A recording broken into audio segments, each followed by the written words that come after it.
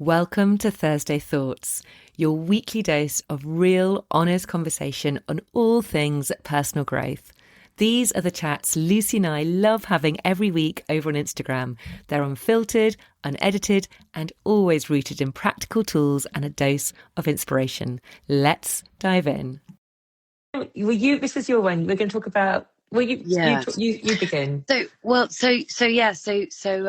Basically we're talking about living with intention in 2026, basically moving into the new year with intention. And one of the ways I like to talk about this is in terms of living your life by design rather than by default. We were talking about this in my membership live call last night, actually, about this exact topic, because I think it's just a really good thing to think about as we head into 2026. And, you know, I'm not a big one for New Year's resolutions. I don't really do New Year's resolutions. I've kind of got goals and, you know, things that I want to achieve in 2026, but I'm not the kind of person who's like, right, in January, I'm going to do this, because I just don't think it, you know, we all know that resolutions rarely stick. But I think a better way to think about the new year is, you know, how are you going to live with intention?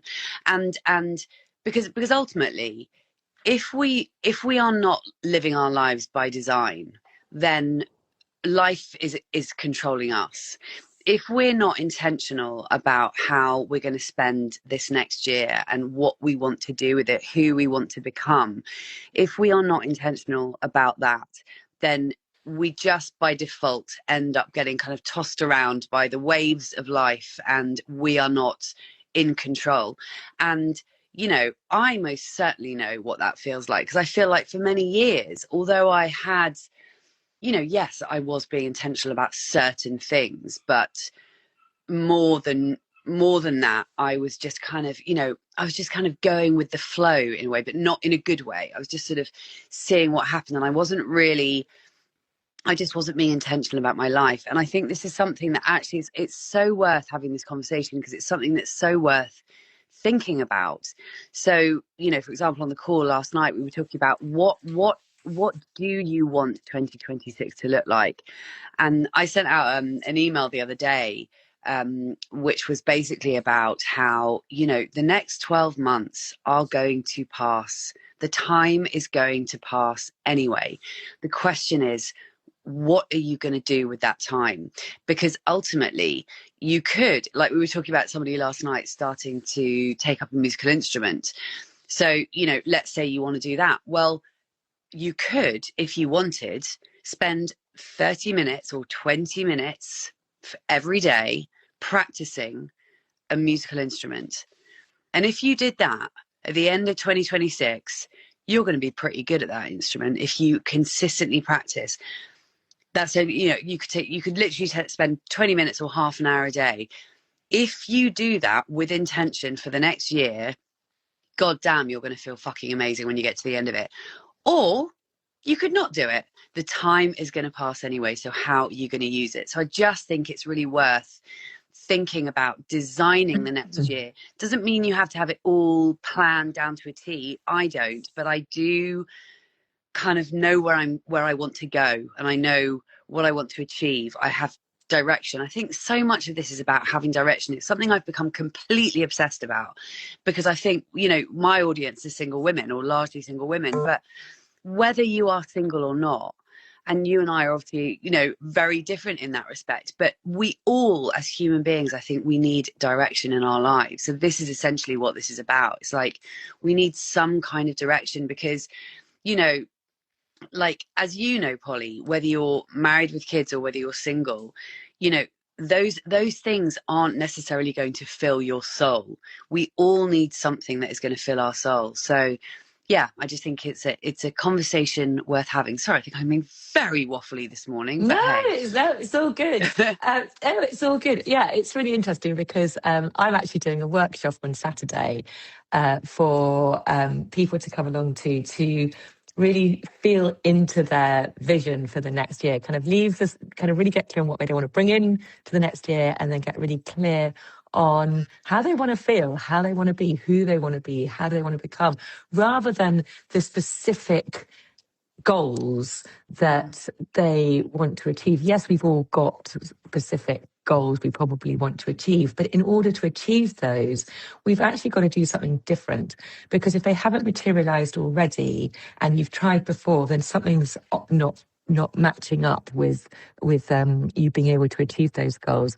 And I think it's something like ridiculous, like 80% of people don't follow through with their New Year's resolutions, or by February they've kind of gone down. And I think, you know, a new year is obviously a great opportunity to go, okay, what do I actually want to, what do I want to achieve? And let's have a little reset and rethink about it. But we can do that at any point in any year. Yeah. But so I'm not saying it's not, you know, it's still a good time to think about what you might want to, you know, the direction you want to go in. And I think you're right. It's really important to have some sort of North Star to know where you're heading. Yeah. And so that just kind of keeps you on track throughout the year. Some people like to have a word of the year. Some people just like to do vision boards. Some people simply just like to write down what it is that where they're heading towards. And you're right. Otherwise, I love what you said. What do you say? You're like being tossed around on waves. And without any sort of, you know, direction. But if, I mean, the thing is, though, let's just caveat that if you're very, very happy within your life, great, then you don't need to change anything. We're talking here about this as if you have something, you have goals you want to achieve. It's really about thinking about who you want to be in order to achieve those goals, and that then filters down to where you think about the habits and the actions and behaviors that you are doing every single day, pretty much, you know, or most of the time. Because if you are someone who says, right, I really need to get fit this year, this is one of my goals, which so many people do after Christmas, they're all feeling a bit then actually, if you say that every year and you fall off by February every year, then you've got to change. Something's got to be different. So you've got to become a different person. You've got to become a different version of yourself in order to do that. You've got to become someone who is committed. So what is it? You've got to feel into that version of you. What does someone who gets fit, what do they believe? What do they think? How do they show up? You have got to embody that version. And that is how you make the change, because otherwise nothing's going to change. You've got to, something's going to change. You know, nothing changes and nothing changes, basically. You've got to keep thinking about that version. And a great way to do that is obviously getting clear on your direction. That's really important.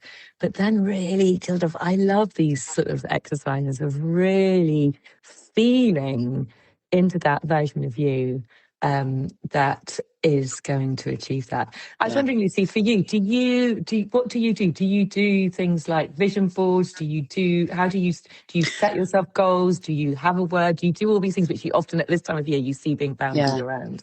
Well, I did my list of goals on the Lions Portal Day, which was is it 8th of August? So in the summer, I did. Okay. And so because basically every morning or most mornings, I journal. It sounds so crazy, but I do future journaling, right? So in my journal, more often than not, I'm writing about my life as if it's happened already. So I have to say that I'm one of those people that I have in the forefront of my mind all the time where I'm going. Like I kind of already know. So I don't necessarily need, New Year or a specific day to be like, right, this is what I'm going to do. And actually, as I said, in answer to your question, I actually wrote down a list of my goals back in August.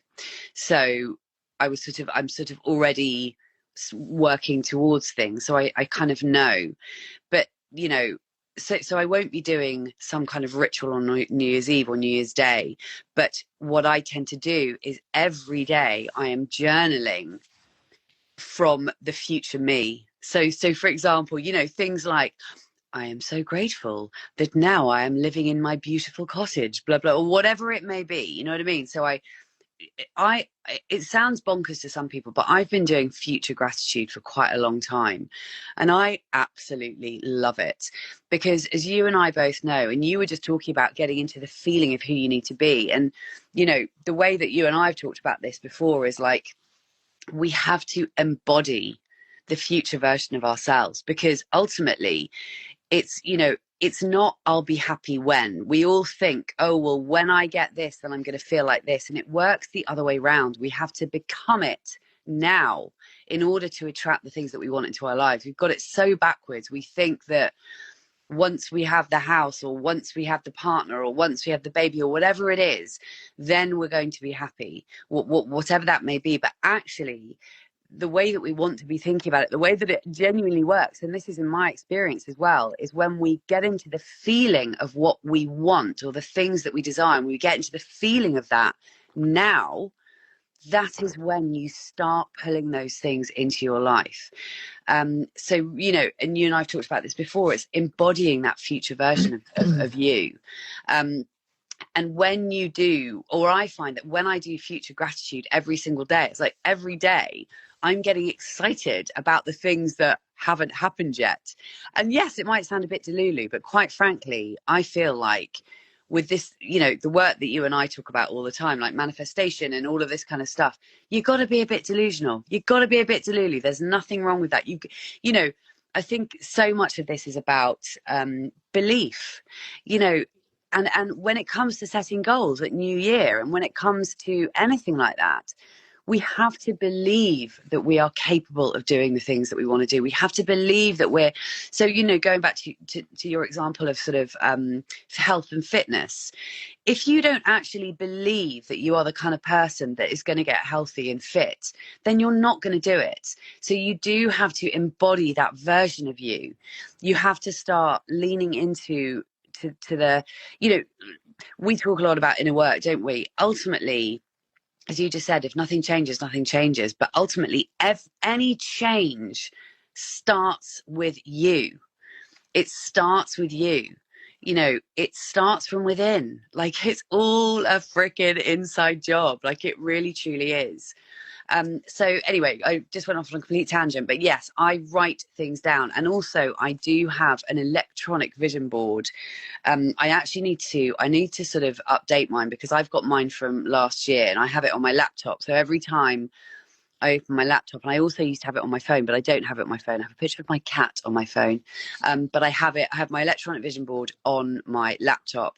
And I find that really useful, because what it means is that every time I'm at my laptop, which is a lot, you know, when I see that screensaver, that it starts going into my subconscious brain. So that's one of the reasons why vision boards are so useful. But, you know, some people love them, some people hate them. So, yeah, I don't know if that answered your question, Polly, but I do think it's a really good idea to actually, I think we need to write down our goals.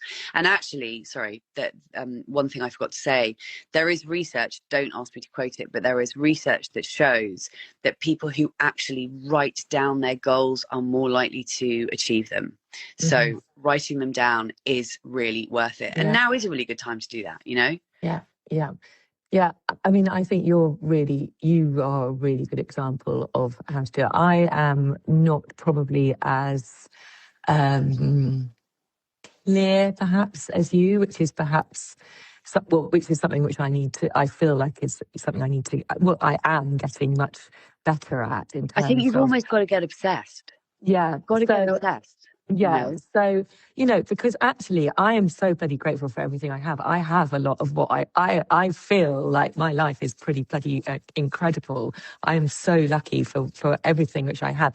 There is one section of my life, which is the one I'm really working on, which is my business. And that is the one, which is the area where I really want to grow. And actually this year coming, well, for a while now, particularly coming into this year, I'm going to my whole feeling about this is I'm going to really own it. And I think for me, I've been very much beside myself, like not really center stage of what I do, and always just feeling a little bit of an imposter. I don't quite know enough, just always never quite taking center stage. Which is And crazy because actually, you've got all these qualifications. I have absolutely none. which is ridiculous, which is totally ridiculous. Yeah. So actually, that's got to go. That's going. Yeah. I'm leaving that well behind, and actually, I am going to properly step up and own what I do, because it's like, no one does, and I'm going to do it in my way and do it the way that I do it, which I have been doing it.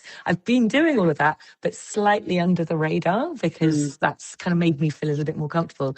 So I think sometimes it's good to just notice your patterns. We're always working and evolving, and you're very good at just like doing this stuff and being so bloody bold about it.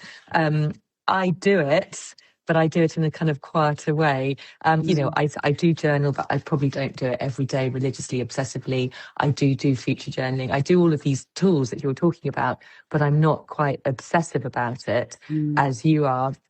But and maybe that's the difference, because you are on that trajectory. I can see, Lucy, it's amazing that it's all beginning to happen. I will only ever recommend brands that I know, love and use myself. And one of those is Ancient and Brave. Honestly, they've become part of my daily habits. The very first thing I do every morning is pour myself a big glass of water with their True Hydration in it. It feels like such a simple ritual, but it really sets me up for the day. And I know I'm properly rehydrating with their blend of electrolytes and minerals, especially before I exercise, which I always do in the morning. Then later on, when I make my coffee, I stir in their True Collagen powder into the coffee. Now, it blends in straight away, no fuss, there's no taste, and collagen is something we naturally lose as we age, but it's so important for our skin, joints, and overall vitality. Now, I'll be honest, Ancient and Brave may cost a little more than some of the tubs you'll spot on supermarket shelves, but the difference is you're getting the highest quality ingredients, sourced with integrity and tested to a higher standard, and absolutely no nasties added. That's why I trust them and why I think they're worth every penny. And because I want you to be able to try them out for yourself, I've got a special offer for you. As a listener of this podcast, you can get 20% off your very first order. All you need to do is click the link in the show notes and pop in the code POLYW20 at checkout. They've got more than just collagen and hydration too. They've got creatine, they've got blends, supplements. So it's a perfect chance to explore their range and make the most of that 20% off. Well, you're very lovely to say that, but I have to add that I don't do these things every single day. I do not do these things 7 days a week, but I do them more often than not. I mean, please do not think. I mean, I think you know this anyway. Like, I do not do these things every single day. I don't meditate every single day. I don't journal every single day, but I try and do them more often than I don't. Yeah, and I think, and actually, I think that's the key. It's like, if we put pressure on ourselves to do things every single day, then we're just gonna let ourselves down. Because who the hell? I mean, yes, maybe there are a few exceptions who do things every single day, but I don't. But I think so. I just wanted to clarify that. But I think actually one thing that's worth pointing out, and thanks for saying that, love. But I think it's actually, just going back to what I mentioned just now, I think you do have to kind of get obsessed. And I think that the reason why I'm like a fucking dog with a bone, I'm just like, I think I've used this example with you. I think I've told you about this hilarious vision that I have in my mind. I've mentioned it to a couple of people and it always makes me laugh. But I have become like, in the Terminator, when the baddie Terminator, there is a scene in the Terminator where the baddie Terminator with the pointy ears, the guy I've never seen it. Haven't you? Okay, well, basically there is a scene. There's a scene, or at least in my mind there's a scene, I'm probably misremembering it slightly, but basically this guy, this baddie is like walking, he's kind of chasing whoever he's chasing, and he's literally like on a mission, and he's like, it's like, blinkers, just go, and that's kind of how I feel about what I'm doing. And I think so and it might sound a bit crazy, but I think there's a lot to be said for being completely obsessed with something, because that you know, which is why we all want to be finding the thing that makes us feel like that, because I think we all have a thing that makes us feel like that. We all, you know, if you are that and again, that's another reason why we need to find direction. It's like looking for that thing that makes us feel excited, that makes us get obsessed, that pulls us forward no matter how hard it is. And you and I know this really, really well. We know how hard it is to have a business. We know how overwhelming it can be. I mean, I have days where my brain is literally exploding. I'm completely on my own. I have no help. I'm just like, what the hell am I doing? I'm going to cry. I'm going to go back to a 9-to-5 job. I can't do this. It's too hard, right? But the thing that keeps me going is that I know why I'm doing it, and there is something about it that really does keep me moving forward in a kind of like, slightly obsessive, like Terminator way. But so I think, you know, find that thing that makes you feel that you get obsessed with, because when you are passionate about something, that keeps you. And this could be, I am fucking obsessed with getting into shape in 2026. I'm going to become obsessed with it. You've got to really want it. You've got to really, really bloody want it. If you don't really want it, you're not going to do it. That's the ultimately, we're human beings. If we don't really want to do something, we're not going to do it, because we're lazy. We're going to take the path of least resistance. You have to be obsessed with something. If you want to write a book, like, you've got to really want to bloody write it. You've got to get obsessed with it. You know, so yeah, I don't know whether that's remotely helpful, but I feel like it's important, because, you know, when you're trying to do anything that you haven't done before, it's hard. So you have to have something that keeps you moving forward on the bad days, because there will always be bad days. So if you are on a health and fitness journey, for example, it's always a really easy example to use, isn't it? But, you know, you've got to have that. You've got to have your why at the forefront of your mind. So, you know, your future gratitude journaling, if you're someone who wants to, let's say you want to lose weight and get in shape, you could, if you future gratitude journaled 5 days a week, and you were like, I am so proud of myself. I've lost a stone. I've never been in better shape. My jeans feel amazing. Oh my God. You know, that if you get into that energy every day, then that's what is going to pull you forward on those difficult days. Yeah, exactly. That is reminding you every single time of your why you want to do it. Yeah. And so when you think, oh God, I can't be asked to get out of bed and go and do it, then just come back to that. And it does really, I mean, that really helps. Plus, I would say also the environment in which you put yourself in is so important. If you can surround yourself with people, and even if that's not your immediate physical people, but if you can join some sort of group or accountability group or something, you know, it's just kind of having those people who are going to you can check in with, then that's really, really important. You know, like for example, you and I throughout this whole time, we've always checked in with each other, and we're having a wobble, you can keep each other on track, and that's just one person, you know. And also I think just in the business world of like online business, you know, there's so many people I tap into to just kind of, you know, see what other people are doing, tell them what I'm doing. You know, it all helps. But, you know, in the health and fitness world, there are so many people who are there to be able to support you, to keep you on track. I mean, obviously, if you can get your family members or the people in your immediate world environment are on board with you as well to check in with you, then that really, really helps as well.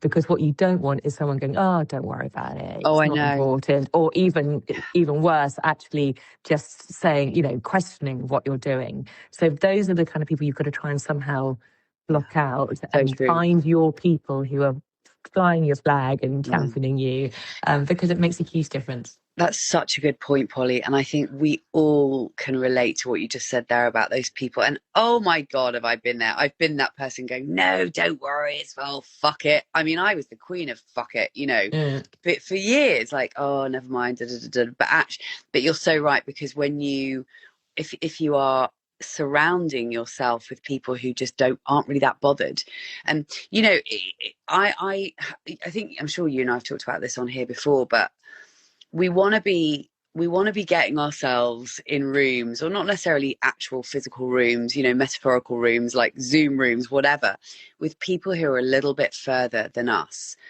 You know, it's like you want to be because they make you reach higher, you know. Yeah.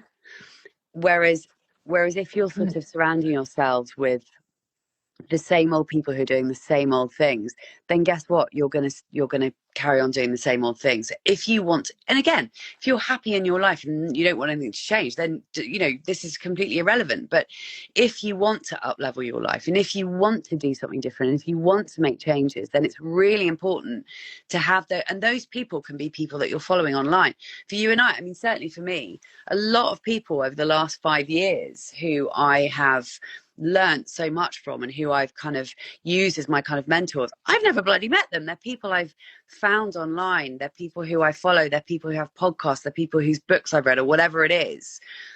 Do you know what I mean? Absolutely. Yeah, and that's the thing. That's why it's so important to create your feed. Although nowadays you get so many suggestions and ads and stuff on your feed. But I'm just having a look, Lucy, at we've had a couple of messages. Hi, here. Michelle. I don't know if you can see them. So from Mission Dragonfly, she said, for me, it's about staying on mission. I started doing it in 2025 and it changed my life. So part of 2026 will be adding more detail to that mission. Nice, like that. Claire said, really liking this. Michelle, hello. Thank you for the reminder, focusing on the why. All good. So yes, I think ultimately it's about really choosing what you want to do, and I think keeping it simple. Try not to do. I've definitely been in I've definitely done this in the past. Try to put too much in there and think I want to do this. Actually, the best way to do it is just keep it really simple. Think about just one or two things you really, really, really want to achieve moving forwards. Focus on those, become that person. And then actually, when you're doing those things, often the other things might just all start to ripple out anyway. And does that make sense? You know what I mean? No, it does. It does. So just keep it simple, get intentional. If anybody wants to come and do my workshop on Saturday, it's at 10 o'clock. You can How do they join up. There's a link in my bio, so come and have a look at that. It's 15 quid for non inner space members. It's an hour and a half workshop. It's breathwork. It's visualization, it's meditation. It will be really lovely to really leave behind what you want to leave behind, get clear on who you want to be coming into next year, and you should leave feeling really like, woohoo, this is great. I'm so excited. Yeah, and for anyone, I mean, I know Polly's workshops because I've done them before, and they are awesome. They're absolutely worth it. So thanks, love. Do go. It will be a really good way to move into the new year. Just setting intentions, doing some breath work, and it will be fabulous. So So Polly, so just go to your website to sign up. Go to the link in your bio. In the bio here. Yeah. Who said what's that, Michelle? I can't make it in person. Yes, if you sign up, Michelle, I will have your email. I've got your email anyway, Michelle, but I'll send you the recording. So yes, it will be the recording will probably be about an hour and 15 minutes, and you can do the recording in your own time. So anyone who can't make it at that time, sign up anyway, and I'll send you an email with the recording afterwards. So yeah, that's groovy, baby. Well, shall we finish there? Yeah. 29 minutes past. Well, and have an amazing birthday. So thanks, love. What day? Your birthday is actually on Wednesday. Thursday. Well, it's the first. It's on Thursday, exactly. It's on Thursday. New Year's Day. 50 years old. How exciting. A big landmark birthday. I know. It's crazy. It feels slightly surreal. But I have to say, it's very weird having a birthday on New Year's Day, especially a milestone birthday, because it's as if New Year's Day isn't a mindfuck enough, let alone, do you know what I mean? It's always like double whammy of New Year and birthday. So this one feels a bit like, but no, I mean,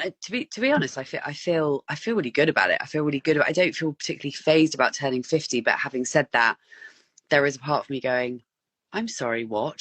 I know, it's What? ridiculous. How did this even happen? Yeah. It's not possible. I love But being anyway. 50. 50 is great. I think the decade of 50 is going to be an amazing one for you. Yeah, So it's, I agree. Well, for both of us. exactly. Well, Happy New Year, love. Happy New Year and happy birthday. And Thanks, I'll babe. see you next week. See you next Back Monday. in Lots of love. 2026. All right, my love. Yeah. Bye. Bye, babe. Bye. Bye. Bye.